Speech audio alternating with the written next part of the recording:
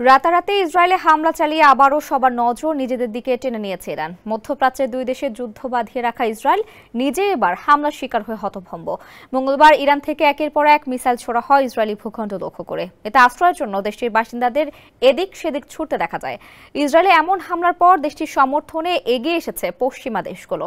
পাশে দাঁড়িয়েছে ফ্রান্স, যুক্তরাজ্য ও জাপানের মতো দেশও। আর মার্কিন প্রেসিডেন্ট জো বাইডেন তো হুমকি দিয়ে রেখেছেন ইরানকে। এবার ইরানের চরম শত্রু হিসেবে পরিচিত সাবেক মার্কিন প্রেসিডেন্ট ডোনাল্ড ট্রাম্পও দাঁড়িয়েছেন ইসরায়েলের পাশে।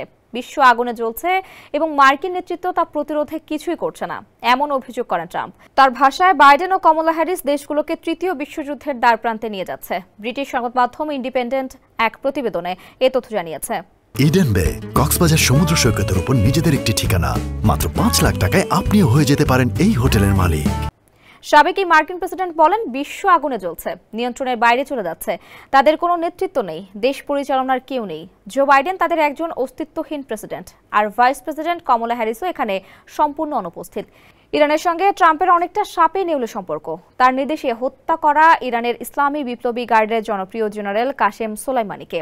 ইরানের সঙ্গে একটি পরমাণু চুক্তি থেকে যুক্তরাষ্ট্রকেও বের করে এনেছিলেন ট্রাম্প। আবার সম্প্রতি ট্রাম্পের উপর প্রাণঘাতী হামলার পর শোনা যাচ্ছে তাকে হত্যার ছক কষছে ইরান।